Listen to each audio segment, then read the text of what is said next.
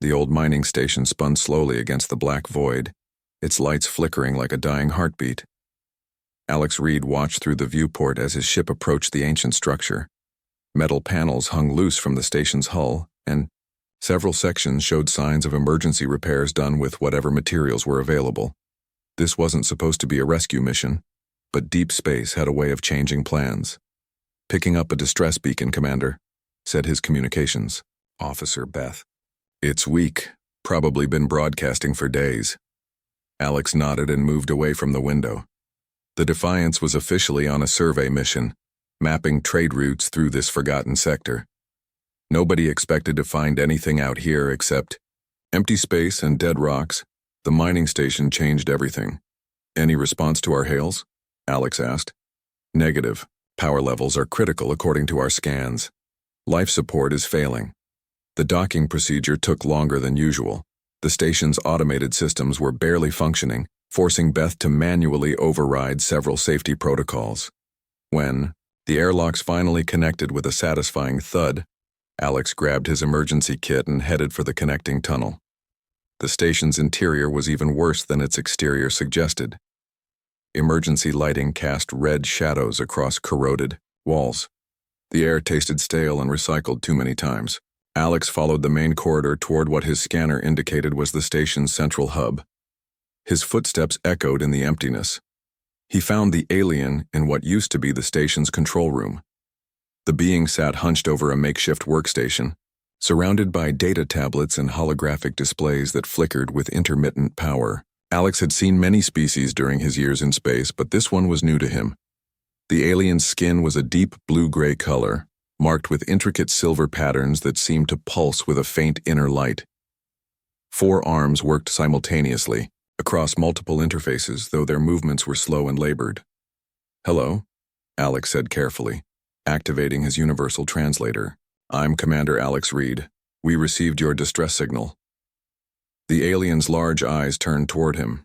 They were ancient eyes, filled with a weariness that spoke of centuries of burdens. When the being spoke, his voice carried the weight of profound exhaustion. "I am Geth of the Velkari," the alien said. "Though I suspect my name means nothing to your species. Few remember the Velkari anymore." Alex approached slowly, keeping his hands visible. "Are you injured? Do you need medical attention?" Geth made a sound that the translator interpreted as bitter laughter. "My injuries cannot be healed by medicine, human. I am dying because I choose to die. The weight of my family's shame has grown, too heavy to carry." "I don't understand." The old alien gestured to the data displays around him. "My family owes a debt to the Galactic Council, a debt so vast that 12 generations of Velkari have worked to pay it, and still, it grows larger each year. Interest compounds, penalties accumulate, and the principal sum remains untouched. I am the last of my bloodline, and when I die, the debt dies with me." Alex studied the holographic displays. Even with his limited understanding of galactic economics, the numbers were staggering. The debt measured in the hundreds of billions, of standard credits more than most planetary governments controlled in their entire treasuries. "What did your ancestor do to create such a debt?" "My great-great-grandfather was a terraforming engineer," Geth explained, his 4 hands moving weakly across the interfaces. "The Council hired him to transform a barren world into something habitable. The project failed catastrophically. According to the Council's records, his incompetence caused environmental damage to 3 neighboring systems. The debt represents compensation for that damage plus interest plus penalties for non-payment." Alex frowned. Something about the story didn't sit right with him. "You've been paying this debt for over a century?" "Every credit my family earned went to the Council. We lived on subsistence rations, worked in dangerous mines, accepted the most hazardous assignments, all to make payments on a debt that never seemed to shrink." Geth's silver patterns dimmed. "I have spent my entire life in service to this obligation. Now I am old, my health is failing, and I lack the strength to continue." The human commander looked around the decrepit station. "This is where you've been living?" "This station was abandoned decades ago. I claimed salvage rights and have been stripping valuable components to sell. Every piece of equipment, every scrap of metal goes toward the debt payment. But it is not enough. It will never be enough. Alex accessed his ship's database through his personal communicator. The Velkari were listed as a minor species in council records, classified as economically dependent, with a notation about historical debt obligations. Their homeworld was described as a wasteland, strip-mined and largely abandoned. How much do you still owe? Alex asked. Geth manipulated his displays, calling up the current balance. 742,812,437,915 credits, plus accumulated interest since my last payment 3 months ago. The number hit Alex like a physical blow. It was impossible. No individual could ever repay such a sum through honest work. The interest alone would exceed most people's lifetime earnings. Show me the original contract, Alex said. Geth hesitated. Why do you wish to see it, human? Are you here to claim the station for the council? I have paid what I could. I have nothing left to give. I'm not with the council, I'm just trying to understand. The old Velkari accessed another section of his database. The original terraforming contract appeared as a holographic document, written in the complex legal language that the council used for all official business. Alex read it carefully, using his translator to parse the archaic terms and conditional clauses. Something was wrong. The contract specified exact parameters for the terraforming project, including acceptable tolerance levels for environmental impact on neighboring systems. According to the technical specifications, the project should have been impossible to complete without exceeding those tolerances. It was as if the contract had been deliberately designed to fail. Geth, do you have the technical reports from the original terraforming project? Some remain in my family's archives. Most were confiscated by council investigators after the failure was discovered. Alex spent the next 2 hours reviewing everything Geth could provide. The more he read, the more convinced he became that something was fundamentally wrong with the entire situation. The terraforming project had been set up to fail from the beginning, and the debt that followed was nothing more than institutionalized theft. His communicator buzzed with an incoming message from his ship. Beth was reporting that other vessels had been detected on long-range sensors heading toward their position. Council enforcement ships by their signatures. They have found me, Geth said sadly. They come to collect what remains of my assets and to record my death for their files. The debt will be marked as uncollectible, and my family's shame will finally end. Alex made a decision that would change the course of galactic history. He activated his personal account access and began transferring funds. What are you doing? Geth asked, alarmed. Paying your debt. Impossible. You cannot possess such wealth. Humanity discovered a quantum crystal deposit last year. Biggest find in recorded history. The entire stockpile is sitting in our treasury, waiting for the right use. Alex's fingers moved rapidly across his interface. I'd say freeing an innocent being from a fraudulent debt qualifies as the right use. The transfer took several minutes to process. When it completed, Geth's debt balance showed 0. For the first time in over a century, a Velkari was free. Geth stared at the display in shock. You have impoverished your entire species to save one worthless old alien. Alex smiled. I have a feeling this investment is going to pay dividends. We can't even imagine. The council enforcement ships were still hours away. Alex helped Geth gather his family's archives and accompanied the old alien back to the Defiance. As their ship pulled away from the mining station, neither of them realized they had just lit the fuse that would blow apart the galactic order. News traveled fast in the galactic community, especially when it involved the impossible. Within days of Alex's payment, every major news network in known space was reporting the story of the human who had single-handedly paid off a debt that had enslaved an entire family for generations. The reaction was immediate and intense. Geth sat in the guest quarters aboard the Defiance, surrounded by data tablets and holographic displays. His health had improved remarkably since his liberation, as if the lifting of his family's burden had restored his will to live. The silver patterns on his skin pulsed with renewed energy as he worked through documents that hadn't seen daylight for decades. "Commander Reed," Geth called out as Alex entered the quarters.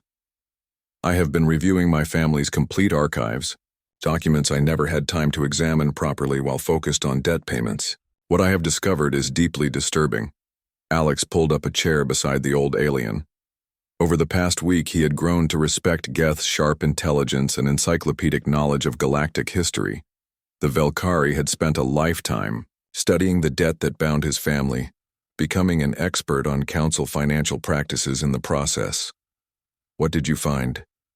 Geth manipulated his displays, bringing up a series of technical reports and communication logs. "The original terraforming project was doomed from the start, but not because of my ancestors' incompetence. Look at these specifications." The holographic documents showed detailed environmental parameters for the terraforming target world and its neighboring systems. Alex studied the numbers, comparing them to the actual conditions recorded during the project. The discrepancies were glaring. The preliminary survey data was falsified, Alex realized. The environmental tolerances for the neighboring systems were listed as much higher than they actually were. Precisely. My great-great-grandfather designed his terraforming process based on deliberately incorrect information provided by the Council. When he proceeded according to their specifications, the resulting atmospheric changes exceeded the real tolerance levels of nearby worlds. Alex felt a cold anger building in his chest. They set him up to fail. But that is only the beginning of the deception. Geth brought up another set of documents. These are communication intercepts from Council archives, obtained through channels I prefer not to discuss. Read this exchange between Council economic advisors, dated 3 days before my ancestors signed the terraforming contract. The translated text made Alex's blood boil. Council officials discussing the deliberate sabotage of the terraforming project, calculating how much debt they could generate from the inevitable failure, projecting centuries of income from a single family's labor. They talked about Geth's ancestor like he was livestock being prepared for slaughter. "They planned the whole thing," Alex whispered. "The terraforming failure was artificial. The environmental damage was deliberately caused by Council agents who introduced additional atmospheric contaminants during the project. My ancestors' work was actually proceeding successfully until their intervention."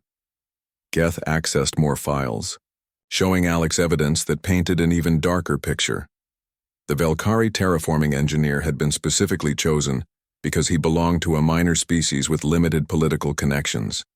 The project target was selected not for its terraforming potential, but for its proximity to systems that could claim environmental damage. "How many other families are trapped like yours was?" Alex asked. According to these archives, the Council has used similar schemes against dozens of species over the past millennium. Artificial debts, manufactured catastrophes, falsified damage, claims. The economic foundation of the Galactic Council is built on systematic fraud. Alex's communicator buzzed with an incoming message from his bridge crew. Beth's voice carried a note of excitement that immediately caught his attention. "Commander, you need to see the galactic news feeds. The story about Geth's debt payment has triggered something massive." Alex and Geth made their way to the ship's main briefing room, where the crew had assembled multiple news displays showing feeds from across the galaxy. The headlines were explosive. "Ancient debt questioned after human payment. Velkari archives. Suggest council fraud. Forensic economists demand investigation." The news anchors were interviewing economists, historians, and legal experts from a dozen different species. All of them were asking the same question that had been bothering Alex since he first saw Geth's debt records. How could any legitimate financial obligation grow to such impossible proportions? "Look at this one," Beth said, highlighting a news feed from the Kree commercial networks. "A group of Kree traders are claiming their family's debt to the Council shows similar mathematical impossibilities. They're demanding a full audit." Another display showed protests on the Thren homeworld, where mining families were gathering outside Council administrative buildings with their own debt records. Similar demonstrations were reported on a dozen other worlds. "It's spreading," Alex observed. Geth nodded gravely. For centuries, debtor species have assumed their obligations were legitimate because the Council possessed superior knowledge and authority. Your act of paying my debt has given them permission to question what they previously accepted without examination. The most significant development came from an unexpected source. Dr. Morgan Webb, a human economist from Earth's most prestigious university, had requested access to the complete records of Geth's debt. Her preliminary analysis, broadcast across academic networks throughout human space, was devastating to the Council's credibility. The mathematical structure of this debt is fundamentally impossible under any legitimate financial system, Dr. Webb explained in her broadcast. The compound interest calculations violate basic principles of economic theory. The penalty assessments exceed the principal by orders of magnitude. No honest institution would construct a debt instrument with these characteristics. Alex watched as Dr. Webb's analysis was picked up by economists from other species. The Fen had universities with strong mathematical departments. The Zoran were known for their analytical approach to commercial law. Even species that had previously shown unwavering loyalty to the Council began expressing doubts about their own financial obligations. "Commander," said Tony, the Defiance's tactical officer, "we're receiving communication requests from over 40 different news organizations. Everyone wants to interview you and Geth about the debt payment." Alex looked at Geth, who was studying the news feeds with an expression of growing amazement. "What do you think? Are you willing to tell your story publicly?" The old Velkari was quiet for a long moment. "For over a century, my family lived in shame. We believed we deserved our suffering because of our ancestors' failure. To learn that, our shame was manufactured, our suffering artificial." His silver patterns flared brighter. "Yes, Commander Reed, I will tell my story, but more than that, I will share my family's archives with any being who wishes to examine them." The decision to go public with the complete evidence transformed the situation from a news story into a galactic crisis. Within hours of Geth's first interview, the Council's communication networks were flooded with demands for debt audits from species across the galaxy. Forensic economists began forming investigative committees. Historical researchers started digging through centuries of financial records. Alex found himself at the center of a storm he had never intended to create. His simple act of kindness toward an old alien had exposed a conspiracy that reached into every corner of galactic civilization. The Council's attempts to control the narrative were failing spectacularly, as more evidence emerged from sources they couldn't silence. "Sir," Beth reported from her communication station, "I'm receiving a priority transmission from Earth Command. They want a full report on the situation, and they're asking about the quantum crystal expenditure." Alex nodded. He had known this conversation was coming. Spending humanity's entire strategic reserve without authorization was the kind of decision that could end careers and start wars. But looking at the growing rebellion against the Council's financial empire, he realized his gamble might have paid off in ways he never could have predicted.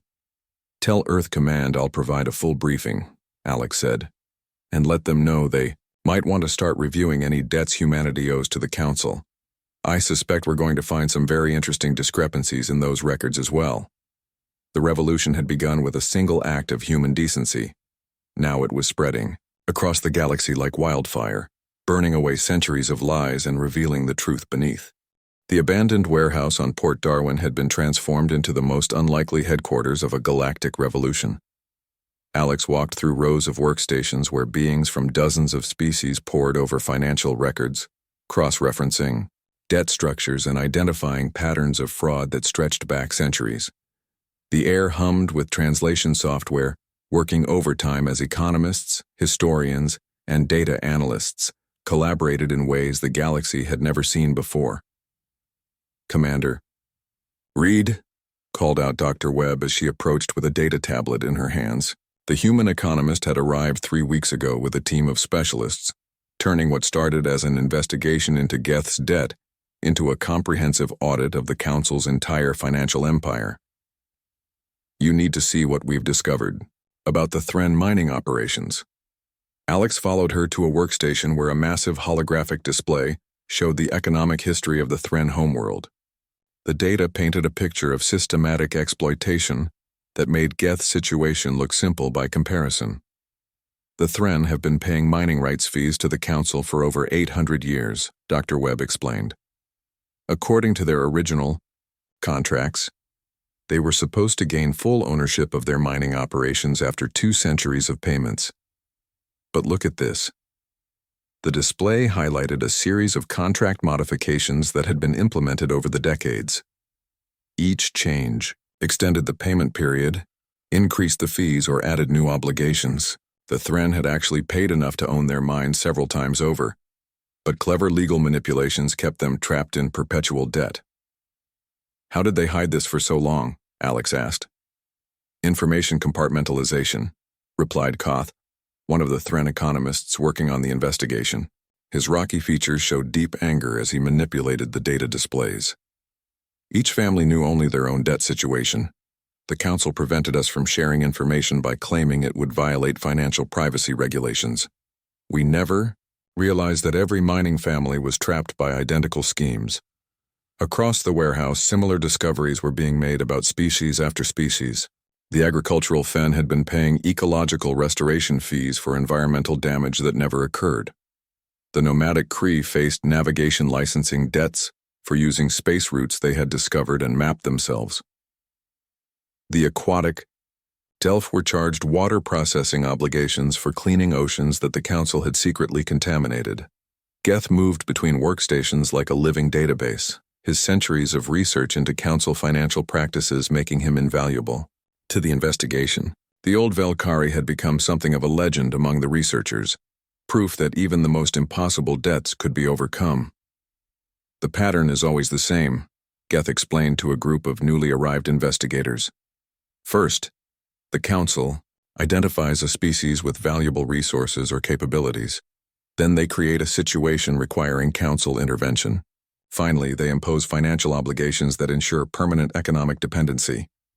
Alex's communicator buzzed with an urgent message from his ship. Beth's voice carried a note of concern that immediately got his attention. Commander, we're receiving reports of Council fleet movements in multiple sectors.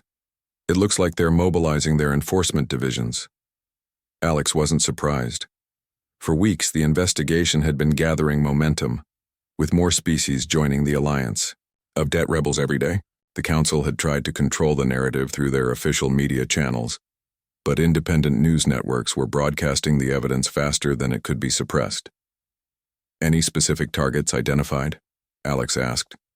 Several. They've issued arrest warrants for you, Geth, and Dr. Webb. The charges include financial terrorism, conspiracy against galactic order, and incitement to rebellion. Alex looked around the warehouse at the dozens of beings who had dedicated themselves to uncovering the truth. Many had traveled across the galaxy to be here, risking their family's financial security to join the investigation. The Council's response was predictable but still disappointing. Attention, everyone, Alex called out, his voice carrying across the warehouse. The researchers looked up from their work, sensing the importance of what he was about to say. The Council has issued arrest warrants for the investigation leadership. They're mobilizing enforcement fleets to shut down our operation. The reaction was immediate. Species representatives began accessing communication networks to alert their homeworlds. Data analysts started copying critical files to secure locations. The atmosphere crackled with determination rather than fear. They cannot silence the truth, declared Yix, a Fen agricultural economist whose family had been trapped by false ecological debts for 6 generations. The evidence is already distributed across hundreds of worlds. Every family that has suffered under their fraudulent system has access to our findings. Dr. Webb stepped forward with her tablet displaying a comprehensive summary of their discoveries. We have documented systematic fraud affecting 47 different species across 12 centuries of galactic history. The total value of fabricated debts exceeds the combined gross domestic product of all Council member worlds. The number was staggering. The Council hadn't just been stealing from individual families or even individual species. They had constructed a galactic economy based entirely on fictional obligations, artificial scarcity, and manufactured dependency. What's our next move? Asked Koth. The Council fleet will be here within days. Alex considered their options.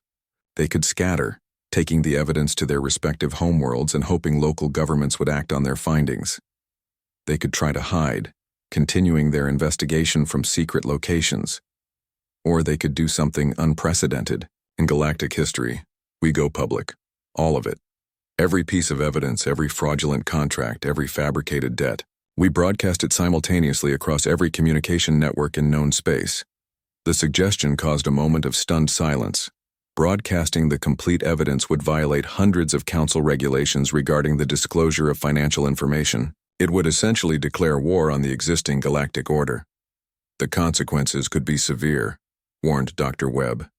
The council has military assets we can't match. They could blockade entire systems, cut off trade routes, impose economic sanctions.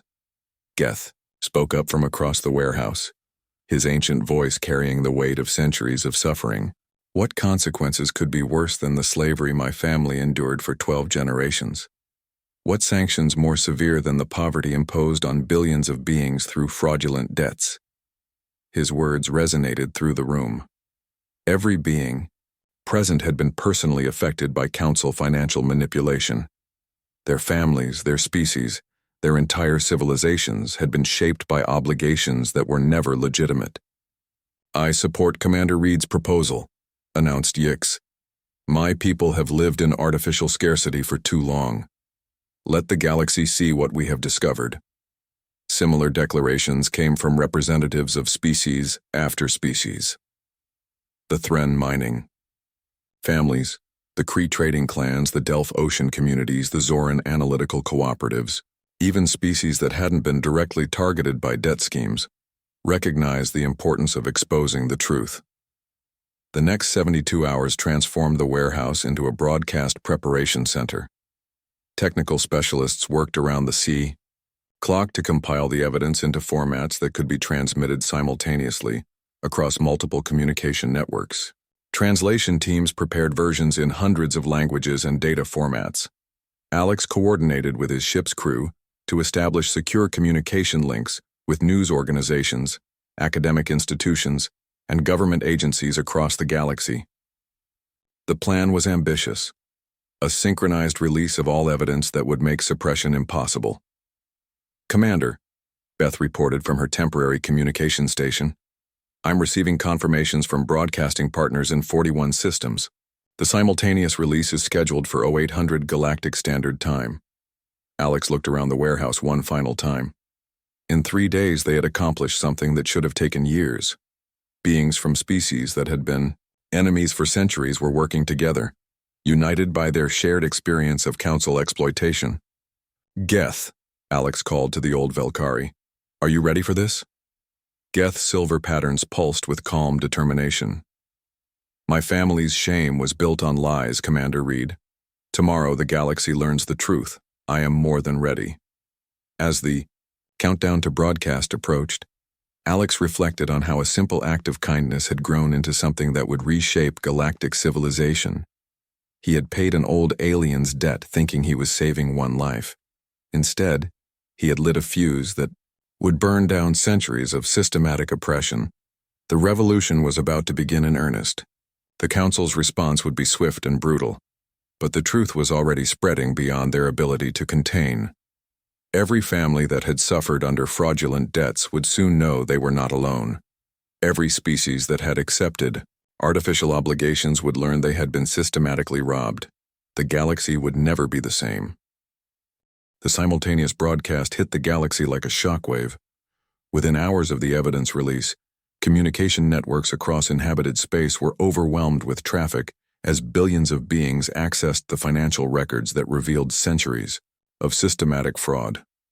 On world after world, species that had accepted their poverty as natural law suddenly understood they had been robbed.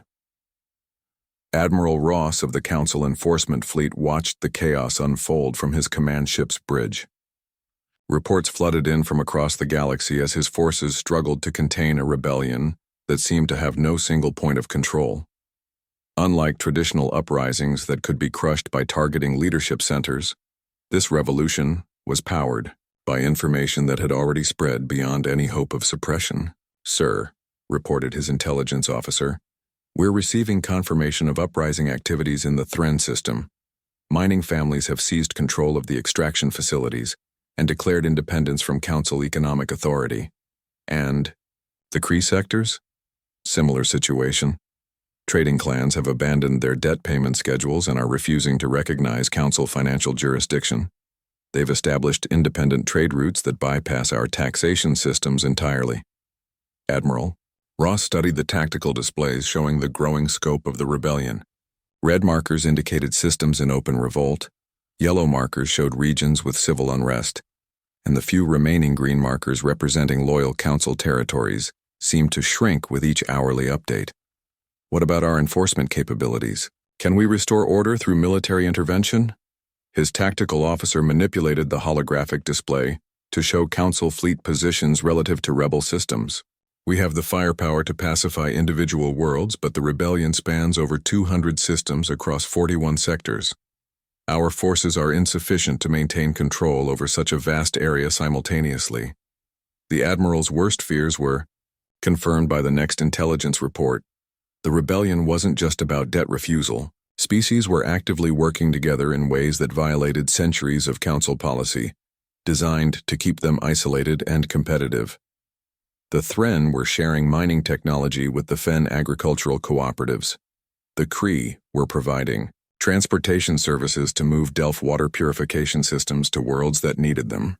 Ancient enemies were forming alliances based on their shared experience of Council exploitation. Meanwhile, on Port Darwin, Alex watched the galactic response unfold with a mixture of satisfaction and concern. The warehouse had been evacuated when Council forces approached the system, but the investigation team had accomplished their mission. The truth was spreading faster than any military force could travel.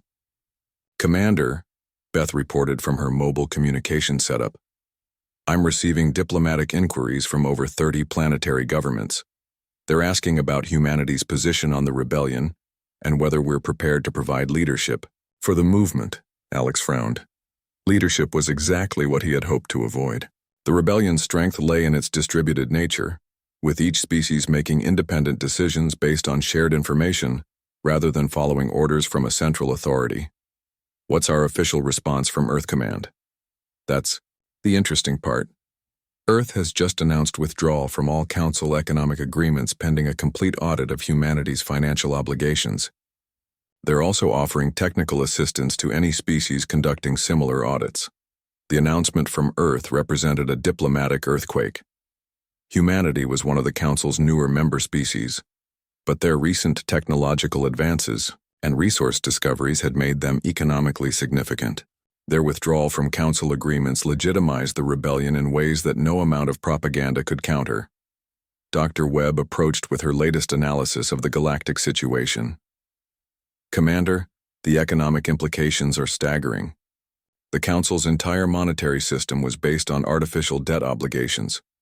With species refusing to make payments, their currency is entering freefall. Several major financial institutions are reporting insolvency." Alex studied the economic projections on her tablet.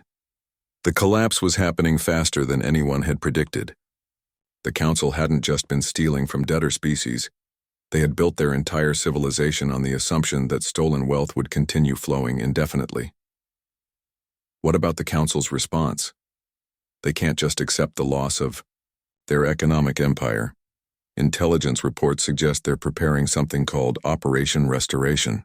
Details are classified, but it appears to involve massive military deployments to enforce debt collection through direct occupation of rebel worlds.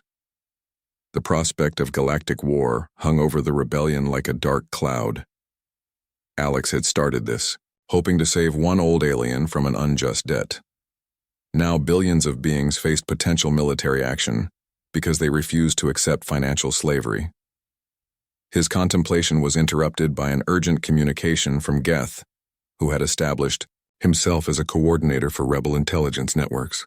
The old Velkari's expertise in Council operations had proved invaluable for predicting their likely responses.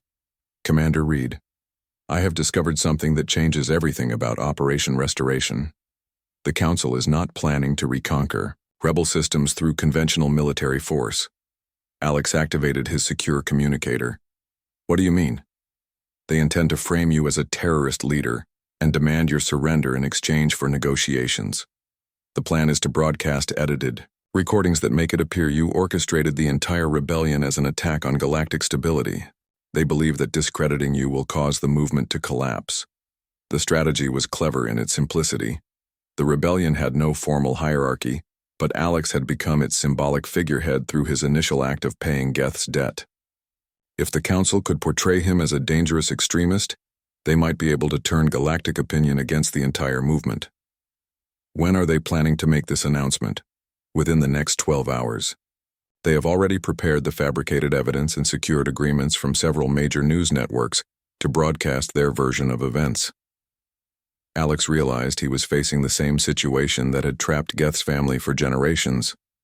The Council was preparing to construct a narrative that would make him responsible for galactic instability, creating a new debt of guilt that could be used to justify any response they chose.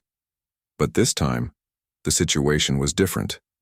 The truth was already distributed across hundreds of worlds, protected by thousands of independent investigators. The Council's propaganda machine would be fighting against documented evidence rather than creating truth in an information vacuum. Geth, can we prepare our own broadcast response? Already underway, Commander. Dr. Webb has compiled a comprehensive presentation showing how the rebellion emerged organically from species discovering they had been systematically defrauded. The timeline clearly demonstrates that no single individual could have orchestrated such a widespread awakening. Over the next 8 hours, the warehouse team worked frantically to prepare their counter-narrative.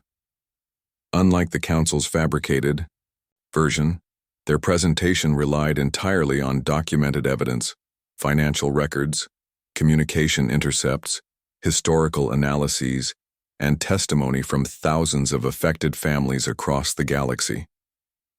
When the Council's broadcast began, Admiral Ross appeared on screens across known space with a carefully crafted message.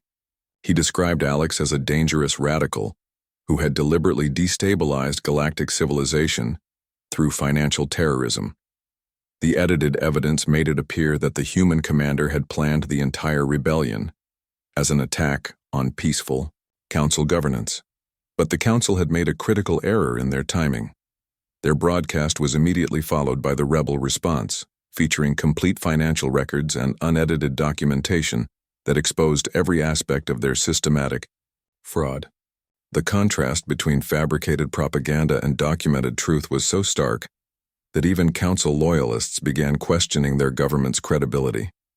The Council's attempt to blame Alex for the rebellion backfired spectacularly. Instead of discrediting the movement, it provided definitive proof of the same dishonest tactics that had been used to trap species in fraudulent debts for centuries. The parallel was too obvious to ignore. Just as they had framed Geth's ancestor for a terraforming failure, they were now trying to frame Alex for a rebellion that emerged from their own crimes. Within hours of the dueling broadcasts, protests erupted on Council homeworlds. Citizens who had never questioned their government's authority suddenly found themselves wondering what other lies they had been told. The rebellion had spread beyond debtor species to include populations that had previously supported the Council. System Admiral Ross found himself commanding a military force that was rapidly losing legitimacy.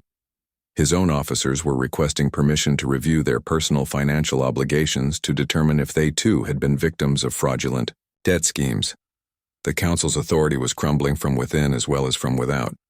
Alex watched the galactic response from his mobile command center, amazed by how quickly the situation had evolved. The Council's desperate attempt to maintain control had only accelerated their downfall. The truth, once released, had developed a momentum that no military force could stop. The reckoning had begun, and there was no turning back. 6 months after the galactic broadcast, Alex stood in what had once been the Council's primary administrative complex on their capital world of Centris Prime. The massive structure that had once housed the bureaucracy managing trillions of credits in fraudulent debt was now eerily quiet, its halls echoing with the footsteps of transition teams working to establish something entirely new. The Council's collapse had been swifter and more complete than anyone had predicted. Without the artificial debt payments that had funded their operations for centuries, their government had simply ceased to function. Military forces had disbanded when their pay stopped coming. Administrative staff had abandoned their posts when it became clear there was nothing left to administer. The entire structure of galactic governance had evaporated almost overnight. Commander Reed called out David Park, the human administrator who had volunteered to help coordinate the transition. The latest reports from the integration teams are ready for your review. Alex accepted the data tablet and reviewed the updates from across former council space. The numbers told a story of unprecedented transformation. Species that had been trapped in artificial poverty for centuries were experiencing economic growth that defied traditional models. Without debt payments consuming their productivity, the Thren mining operations had tripled their output while reducing working hours for their employees.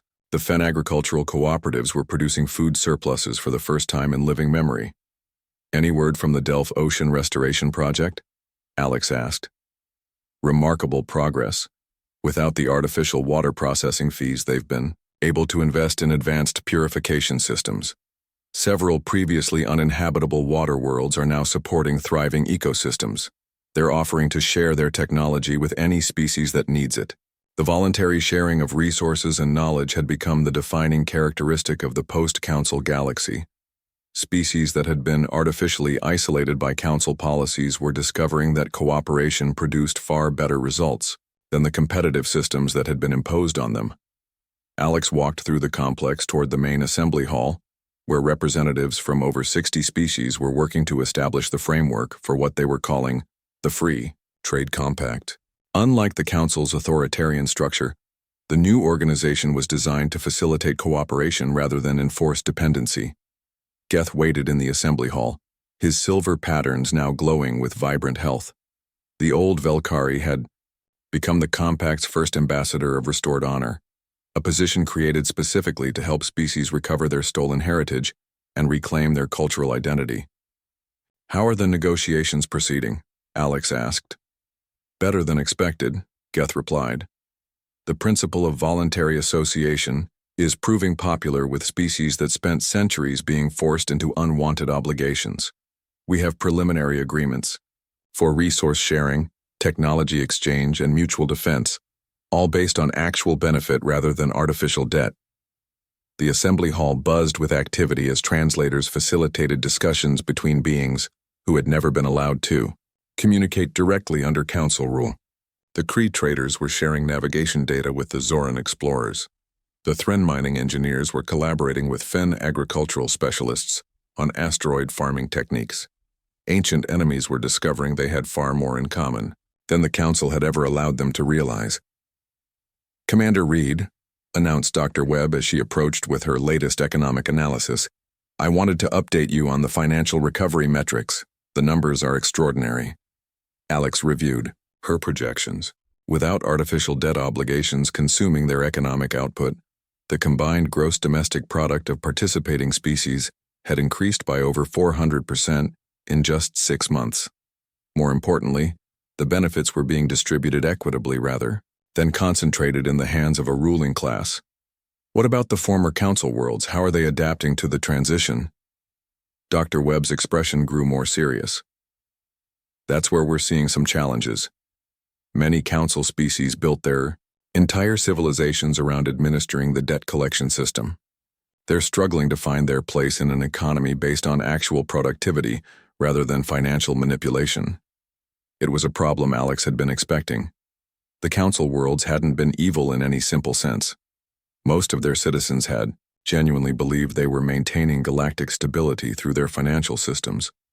Discovering that their entire civilization was built on systematic theft had been devastating for many of them. Are they requesting assistance? Several have applied for membership in the Compact. They're offering their administrative expertise and advanced communication technologies in exchange for integration into the new economic system. It's actually working out well. Their organizational skills are valuable for managing voluntary cooperation on a galactic scale. The integration of former Council worlds represented one of the most hopeful aspects of the transition. Rather than seeking revenge against their former oppressors, The liberated species had chosen to welcome them as partners in building something better. The approach reflected a uniquely human perspective that had gradually spread throughout the alliance. The best response to systematic injustice was systematic fairness. Alex's communicator buzzed with a message from Beth, who was coordinating communication networks for the compact from a mobile command ship. Her voice carried excitement that immediately caught his attention. "Commander, you need to see what's happening in the outer sectors. We're receiving reports of unprecedented exploration and colonization activity. Species that never had resources for expansion are now launching deep space missions." The news was encouraging but not surprising. Freed from debt obligations, many species were discovering they had capabilities they had never been allowed to develop. The galaxy was experiencing a renaissance of exploration, innovation, and cultural exchange that would have been impossible under Council rule. Any problems with territorial disputes? Just the opposite. The exploration teams are sharing their discoveries and coordinating their efforts to avoid conflicts. It's like they're making up for centuries of forced isolation by working together on everything. Alex walked to the assembly hall's main viewing window, which offered a panoramic view of Centris Prime's capital city. The urban landscape showed clear signs of transformation. Buildings that had once housed debt collection agencies were being converted into research centers and cultural exchanges. The sterile efficiency of council architecture was giving way to the diverse aesthetic preferences of dozens of species working together. "Commander," Geth said, joining him at the window, "I have been reflecting on how much has changed since you paid my family's debt. Do you ever regret your decision?" Alex considered the question carefully. The past 6 months had been chaotic, sometimes dangerous, and filled with uncertainty. The galaxy was still adjusting to the absence of the authoritarian structure that had governed it for centuries. But looking at the representatives in the assembly hall, seeing species that had been enemies for generations working together as partners, he felt only satisfaction.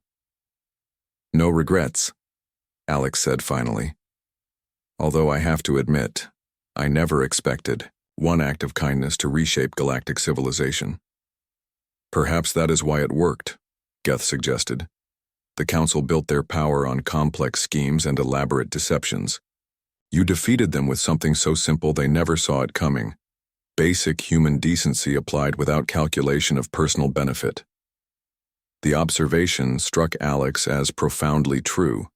The Council had been overthrown not by superior military force or cunning political strategy, but by the galaxy's first encounter with radical honesty. Species that had accepted lies for centuries had embraced truth with revolutionary enthusiasm once they realized it was possible. A chime sounded through the assembly hall, indicating that the day's session was about to begin. Alex and Geth took their positions as the representatives of dozens of species gathered to continue building their new galactic order. The agenda included discussions of exploration protocols, resource-sharing agreements, and cultural exchange programs. All voluntary, all based on mutual benefit, all designed to prevent any future concentration of power that could lead to systematic exploitation. As the session began, Alex reflected on the journey that had brought them to this point. He had started by paying an old alien's debt because it was the right thing to do. That simple act had exposed centuries of injustice and triggered a transformation that was still spreading across the galaxy. Species were discovering capabilities they never knew they possessed. Ancient enemies were becoming trusted partners. The galaxy itself was becoming something unprecedented, a civilization based on cooperation rather than domination. The Free Trade Compact was just the beginning, with artificial constraints removed and voluntary cooperation replacing forced competition. The galaxy was entering an age of exploration and discovery that promised wonders beyond imagination, and at the heart of it all was a principle so simple that the Council had never understood its power. Treat others with basic decency, and they will transform the universe. Alex smiled as he watched the assembly work together to build their shared future. Sometimes the smallest acts of kindness cast the longest shadows. His shadow had fallen across the galaxy, and everywhere it touched, beings were discovering they were free.